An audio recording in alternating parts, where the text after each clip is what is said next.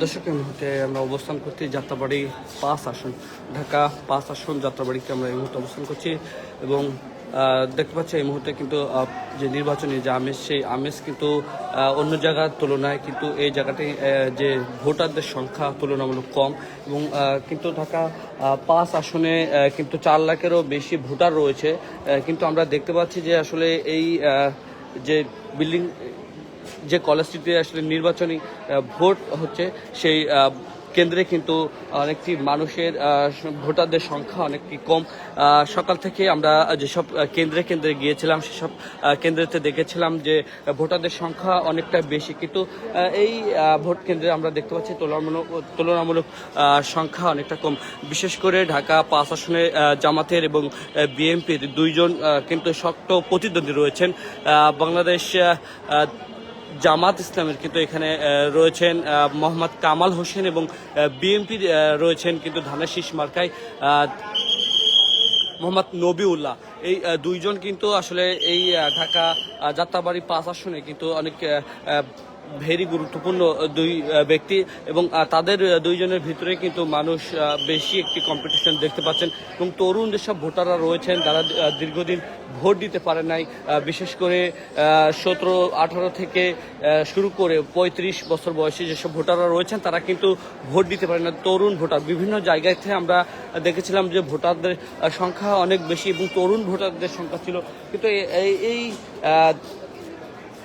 কলেজটিতে আমরা দেখতে পাচ্ছি যে তুলনামূলক ভোটারদের সংখ্যা কম এবং আমরা জানতে চেয়েছি যে এখানে আসলে ভোটারদের সংখ্যা কেমন, কিন্তু তারা বলছেন যে দুপুরবেলা লাঞ্চ টাইম, সেজন্য ভোটারদের সংখ্যা তুলনামূলক কম। এছাড়া সকাল থেকে ভালো ভোটাররা ছিল এবং আমরা একটু কথা বলার চেষ্টা করব যে আপু, আপনারা ভোট দিচ্ছেন? আচ্ছা, প্রথমবারের মতো ভোট দিতে পারছেন, কেমন লাগতেছে? গণভোট আর সংসদ নির্বাচন দুটো একসাথে, আসলে এটা কেমন লাগতেছে? যারা নির্বাচিত হবে তাদের কাছে প্রত্যাশা কি আপনার হচ্ছে? দেশটার শাসন ব্যবস্থা ভালো করুক, অ্যাটলিস্ট মেয়েদের জন্য সেফটি যেন আমরা ফিল করতে পারি সেরকম কিছু। আপু, আপনার সাথে একটু কথা বলি যে ভোট দিয়েছেন? ও, আপনি ভোট। আমরা দেখছিলাম যে এই মুহূর্তে ঢাকা ৫ আসন যে যাত্রাবাড়ির যে কেন্দ্রটি রয়েছে সেই একটি কেন্দ্রে আমরা এসেছিলাম।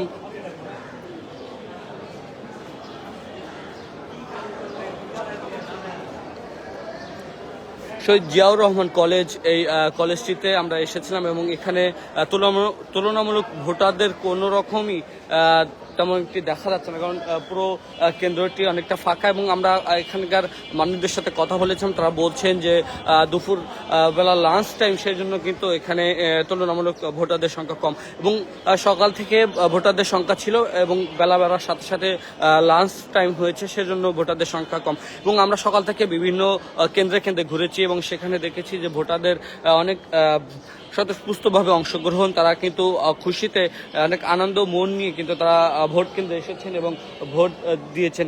বিশেষ করে তরুণ যেসব ভোটাররা রয়েছেন তারা প্রথম ভোট দিচ্ছেন, সেজন্য তাদের একটি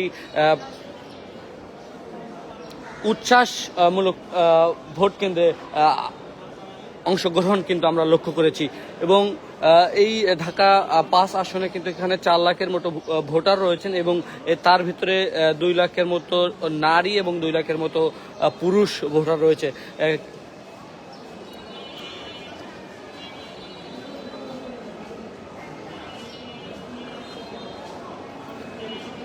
সকাল থেকে আমরা বিভিন্ন কেন্দ্রে কেন্দ্রে ঘুরেছি, কিন্তু ঢাকার মধ্যে কোনো জায়গায় কোনো বড় ধরনের কোনো সহিংসতা বা দুর্ঘটনা কিন্তু চোখে পড়ে না, কিন্তু বিভিন্ন জায়গায় আমরা দেখেছি যে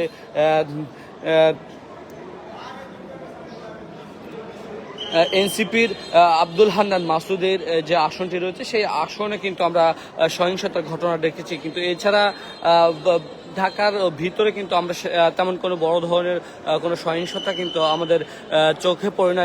ছোটোখাটো বিভিন্ন সহিংসতা আমরা দেখেছি এবং বিশেষ করে ঢাকা ৮ আসনে নাসিরউদ্দিন পাটোয়ারি রয়েছেন, সেই নাসিরউদ্দিন পাটোয়ারির সাথে মির্জা আব্বাসের কিছু নেতাকর্মীর সাথে একটি সংঘর্ষ হয়, সেটি কিন্তু আমরা লক্ষ্য করেছিলাম।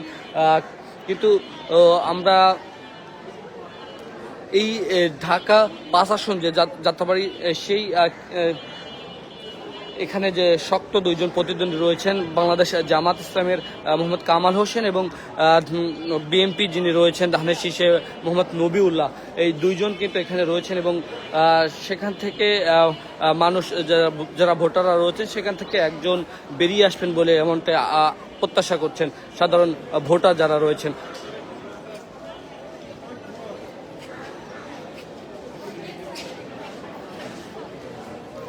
সারা দেশে 299টি কেন্দ্রে কিন্তু একযোগে ভোট শুরু হয়েছে। সকাল 7:30 থেকে বিকাল 4:30 পর্যন্ত কিন্তু ভোট দিতে পারবেন ভোটাররা। একটি কেন্দ্রে শুধু স্থগিত করা হয়েছে শেরপুর 3 আসন, এই একটি কেন্দ্রে কিন্তু স্থগিত করা হয়েছে। সেখানে যে জামাত মনোনীত প্রার্থী ছিলেন সেই প্রার্থী মৃত্যুবরণ করেছেন, সেই জন্য শেরপুর 3 আসনটি স্থগিত করা হয়েছে। বাকি যে 299টি আসন রয়েছে সেই 299 আসনে কিন্তু ভোট শুরু হয়েছে আজকে সকাল 7:30 থেকে বিকাল 4:30 পর্যন্ত। আমরা একটু কথা বলার চেষ্টা করব যে ভোট দিয়েছেন কিনা, ভোট দিয়েছি। কেমন লাগছে? ভালো লাগছে, অনেক বছর পরে স্বেচ্ছায় ভোট দেওয়া গিয়েছে। প্রথমবার নাকি আগে? না, এই আচ্ছা, গণভোট এবং সংসদ নির্বাচিত ভোট, দুইটা ভোট একসাথে, আসলে এটি কেমন লাগলো? ভালো লেগেছে, নতুন সিস্টেম, নতুনভাবে। আর আমার মনে হয় যে আমরা যখন প্রথমবার ভোট দিচ্ছি সবার জন্য এটা মানে খুব ভালো একটা সাইড হয়েছে, কারণ আমরা ভালো মন্দ বিবেচনা করেই ভোটটা দিতে পারছি, যেটা আগে আমাদের জন্য ছিল না। আচ্ছা, আমরা অন্য জায়গা থেকে এই কেন্দ্রে দেখছি তুলনামূলক ভোটারদের সংখ্যা কম, এটি কি সকাল থেকে এমন ছিল নাকি? না, সকাল থেকে আরো ছিল। আমি আসলে মূলত ভিড়ের জন্য লাইন ছিল, সিরিয়াল ছিল। এখন একটু লাঞ্চ আওয়ারের পরে সিরিয়ালটা কম, যার জন্য এসেছি। ঠিক আছে, থ্যাংক ইউ।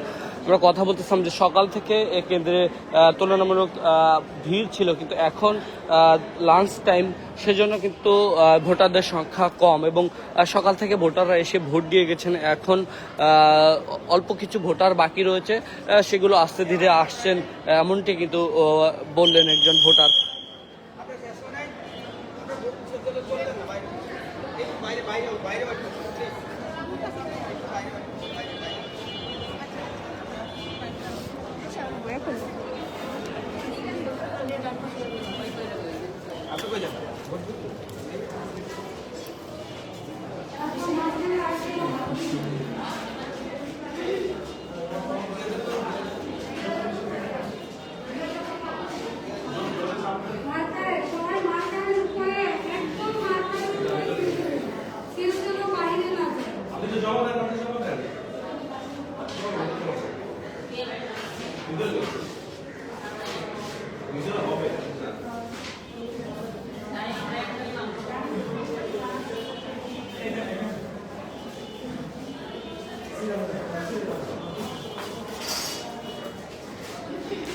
ভোট কেন্দ্রের ভিতরে যেসব নিয়মাবলী রয়েছে সেগুলো মেনে কিন্তু ভোটাররা আসলে এখানে ভোট দিচ্ছেন। আমরা দেখতে পাচ্ছি যে ভোট কেন্দ্রের ভিতরে যে কক্ষটি রয়েছে আসলে সেখানে লাইন দিয়ে আসছেন এবং ব্যালট নাম্বার অনুযায়ী কিন্তু ব্যালট পেপার নিচ্ছেন, নিয়ে কিন্তু যে কক্ষ রয়েছে গোপন কক্ষ, সেই গোপন কক্ষের ভিতরে যে কিন্তু ভোট দিচ্ছেন, তারপরে কিন্তু ব্যালট বাক্সের ভিতরে ব্যালট পেপার রাখছেন।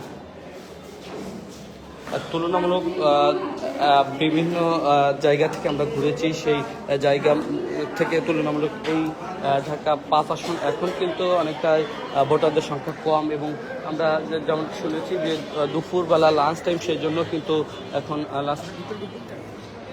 কেন ভিতরে ঢোকা যাবে না? কেন ভিতরে ঢোকা যাবে না? ভিতরে ঢুকতে পারে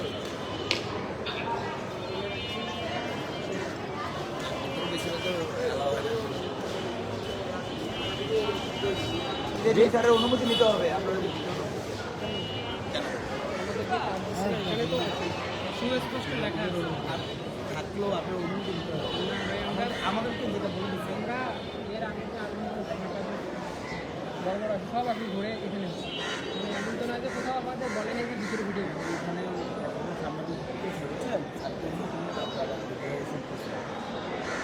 সাংবাদিকদের যে বলে দিচ্ছে নির্বাচন কমিশন, তো মানে তাদের কেন বলছে এটা সারা জিজ্ঞেস করলেও পারবে। ঠিক আছে, আচ্ছা এখানে কি সকাল থেকে এরকম উপস্থিতি? না, অনেক ছিল, এখন তো একটু কম, হাফ বেলা না। দিন শেষ না, শেষ পর্যায়ে চলে আসছে না, সারাদিন অনেক ভালো ছিল। এই কাকার বক্তব্য নিতে হবে যে এত কষ্ট করে ভোট দিতে আসলেন। আমরা দেখতে পাচ্ছি একজন বয়স্ক মানুষ কিন্তু আসলে হাঁটতে পারছেন না, লাঠি নিয়ে আসছেন। আমরা তার কাছে জানতে চাবো যে তিনি এত কষ্ট করে যে আসছেন ভোট কেন্দ্রে, কাকে ভোট দিবেন এবং আসলে কি আশা নিয়ে এসেছেন সে বিষয়ে একটু জানতে চাবো। ভোট দিতে এসেছেন অসুস্থ শরীরে, কেমন লাগছে আর কি? খুব ভালো লাগছে, খুব ভালোভাবে ভোট হবে ইনশাল্লাহ, কোনো রকম অসুবিধা হবে না। আল্লাহ শরীরের মতো সবার ভোট দিতে পারে, সবার ঘরে জয় করতে পারে। এই যে আপনি অসুস্থ, এই অসুস্থ শরীরে ভোট দিতে এসেছেন কেন? আমার প্রয়োজন আছে, আমার কাপড়ে আমার কর্তব্য আছে আমার দেওয়া, আমি আমার দেওয়ার দরকার আছে না। আপনি তো বিগত সময়ে ভোট দিয়েছিলেন, বা এবারের কি বলবেন আপনি? সব ভোট দিচ্ছেন, এবার ভোটানে এবার ভোট হয় সুশৃঙ্খলভাবে হচ্ছে, সবাই ভোট দিতে হবে, এই আর কি। আচ্ছা, এবার প্রথম হলো গণভোট আর সংসদ নির্বাচন ভোট, দুইটি ভোট একসাথে করা হয়েছে। একসাথে দুইটা ভোট হবে, একসাথে ভোট দুইটা দিন। আচ্ছা, যিনি নির্বাচিত হবে তার কাছে আপনার প্রত্যাশা কি? প্রত্যাশা তো অনেক কিছু থাকে, চাওয়া পাওয়ার মধ্যে তো অনেক কিছু থাকে। এখন নির্বাচিত হওয়ার পরে উনি যদি আমাদের প্রত্যাশা দাবি আমাদের পূরণ করে, সেটা হচ্ছে আমাদের কাঙ্ক্ষিত ভোট দেওয়া সাফল্য হবে, এই আর কি। ঠিক আছে, থ্যাংক ইউ। আমরা দেখছিলাম